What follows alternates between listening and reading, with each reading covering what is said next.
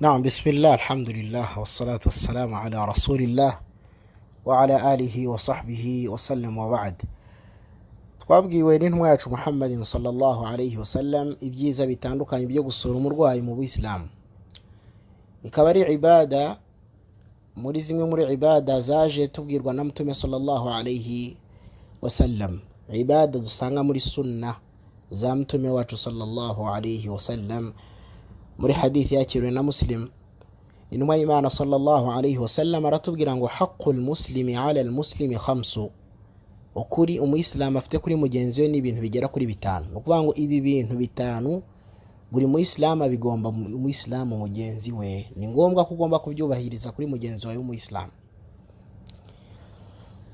Wa fi riwayatin ukhra, mu yindi hadith, khamsun tajibu lilmuslimi ala akhihi, bitanu bigomba kuri buri muyisilamu kuri mugenzi we.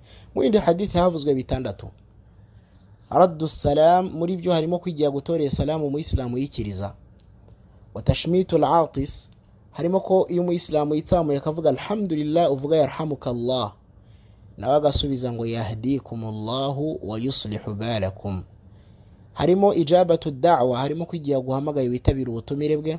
Harimo iyadatul marid, gusura abarwayi, ari nacyo nkeneye muri iyi hadith. Harimo ittiba'ul janaiz, iyo umuyisilamu apfuye ko duherekeza jeneza ye. Ariko icyo nashakaga muri iyi hadithi nicyo bita iyadatul marid. Havuzwe iyada, ntihavugwa ziyara. Hari icyo bita ziyaratul marid, no gusura umurwayi rimwe bikarangira. Ariko iyada al-aud bimana ta'ud shay'un ya'ud, nuvuga ngo ni ikintu kisubiramo kikaza kikagaruka.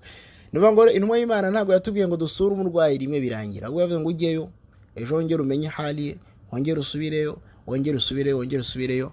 Nuvuga ngo umenye hali ye, gukomeza gutyo gutyo. Bityo rero gusura umurwayi ni ibada umuyisilamu agombera mugenzi we. Intumwa y'Imana sallallahu alayhi wasallam mu yindi hadith aratubwira ati man aada maridan, umuntu wese uzasura umurwayi mu Islam awasa fi rahma, uwo nguwo amenye ko azaba yinjiye mu mpuhwe za Allah subhanahu wa ta'ala, uzaba winjiye mu cyitwa kubabarirwa n'Imana ibyaha byawe. Hatta idha qa'ada istaqarra fiha, iyo ugezeyo rero handi umurwayi ari, ukicara ukamubaza amakuru, ukamubwira amagambo meza, no kuvuga ngo ubutekanye uri mu mpuhwe za Allah subhanahu wa ta'ala arizo wibereyemo gusa. Biro biragaragaza uhambare ndetse n'ibyiza byo gusura umurwayi, n'ibyiza byo gusura umurwayi.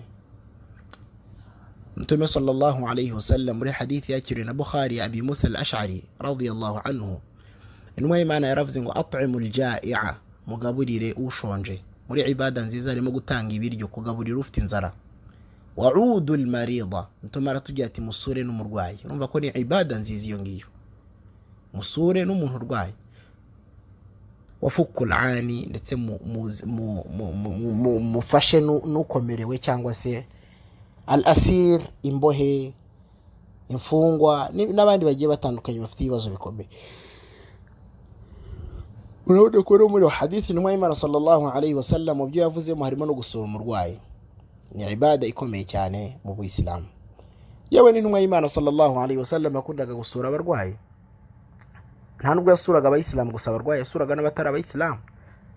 Urugero ni igihe yigeze gusura umwana w'umuyahudi wari urwaye. Amaze kumusura amubaza uko ameze, umwana yimubwira, aramubwira ati yewe mwana, ndagusaba ko wavuga la ilaha illallah.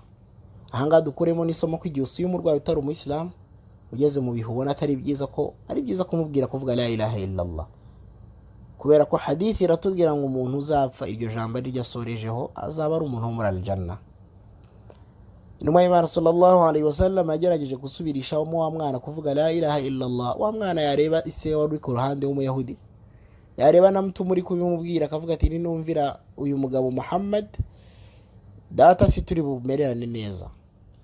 Akagira ubwoba bwo kubisubiramo kugeza ubwo ise yamubwiye ngo ati' Abul Qasim, umvira Abul Qasim. Abul Qasim yari Mtume sallallahu alayhi wasallam. Wa mwana amaze kumvira intumwa y'Imana kibivuga isapfa. Intumwa y'Imana sallallahu alayhi wasallam ishimira Allah ko uyu mwana yapfuye ari muri aljanna. Bityo rero ni byiza ko usura umurwayi ukamubwira no kuvuga la ilaha illallah kenshi. Intumwa y'Imana rero yasuye abarwayi kugeza ubwo ubona ko yasuye n'umwana w'umuyahudi wari urwaye. Bisobanuye ati rero gusura abarwayi ni ibada ikomeye ku buryo niyo yaba atari umuyisilamu si icyaha ko wamusura arwaye, dore ko harimo na da'wa mu kumusura. Intumwa y'Imana sallallahu alayhi wa sallam muri hadith aratubwira ngo ma min muslimin ya'udu musliman غدوة إلا صلى عليه 70,000 ملك حتى يمسي. Intumwa y'Imana sallallahu alayhi wa sallam iratubwira ngo nta muyisilamu n'umwe usura umuyisilamu mugenzi we akabyuka mu gihe akarajya kureba ihaliye, uretse ko abamarayika bagera ku 70,000 bamusabira ku Mana kugeza umugoroba winjiye, cyangwa se kugeza mbese umugoroba utangiye. wakana lahu kharifun fil janna, nkuko mu yindi hadithi mutuma tubwira ngo innal muslima idha aada akhahu almuslima lam yazal fi khurfati aljanna hatta yarji'a ay janaha.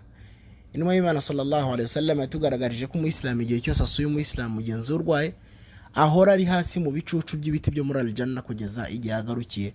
Nuvuga ngo umeze nk'uri gutambagira mu ijuru rwa rugendo burimo. Ibi byose rero ni byiza byo gusura umurwayi wa Islam. Yewe Rasul sallallahu alayhi wasallam mu yindi hadith al-Qudsi, Imana irivugira ngo inna Allah azza wa jalla yaqulu yawm al-qiyamah, Allah subhanahu wa ta'ala azavuga ku munsi w'imperuka ngo yabna adama maridtu falam ta'udni. Allah azabwira umugaragu ati yewe mwene Adamu nararwaye ntiwansura. Qala ya rabbi kayfa a'uduka wa anta rabbul alamin. Hanyuma umugaragu ibwira Imana ati ya Rabbi, ni gute nagusura kandi ari we murezi w'ibibaho byose? Ni gute nagusura kandi uri Imana? Ni gute urwara? Qala, Allah mubwira ati ama alimta anna abdi fulanan marida, ese ntago wigize umenya ko umugaragu wanjye runaka yigize kurwara rimwe? Falam ta'udhu, wanga kumusura. Ama alimta annaka law udtahu lawajadtani indahu, ese ntiwamenye ko yuza kumusura wari kunsanga nanjye hariya mpari? Yabna adama, Imana ikomeze imubwira ibindi. Ku munsi w'imperuka rero Allah azakubwira baza kuri buri muyisilamu mugenzi wawe urwaye wanga kumusura. Imana ikubwira ati mwene Adamu nararwaye ntiwansura. Ubwira Imana ati Imana ntiwarwara ntibishoboka. Imana ikubwira ati ese ntiwamenye ko kanaka yarwaye ntiwamusura? Ese uzi yuko uza kumusura wari kunsanga nanjye mpari? Bayisilamu rero ibi byose nibigaragaza uburemere bwo gusura umurwayi mu dini y'Ubuislamu. Gusura umurwayi ni ibada nziza. Hanyuma muri adabu zigomba kuturanga iyo dusuye umurwayi no kumubwira amagambo yo kumwihanganisha, kumugaragariza yuko Imana ari ikuraho ikibazo cy'uburwayi, ko Imana yimugerageje n'uburwayi ari uko itamwanza ahubwo imukunda, kumubwira amagambo meza no kutamuca imbaraga, kutavuga amagambo amugaragariza kwiheba no kumutera imbaraga. Kandi ikindi tukirinda kumuvugisha cyane kubera ko hari igihe abananiwe nta mbaraga. Ibyo byose ni bigomba kuturanga, no kumubwira kuvuga la ilaha illallah.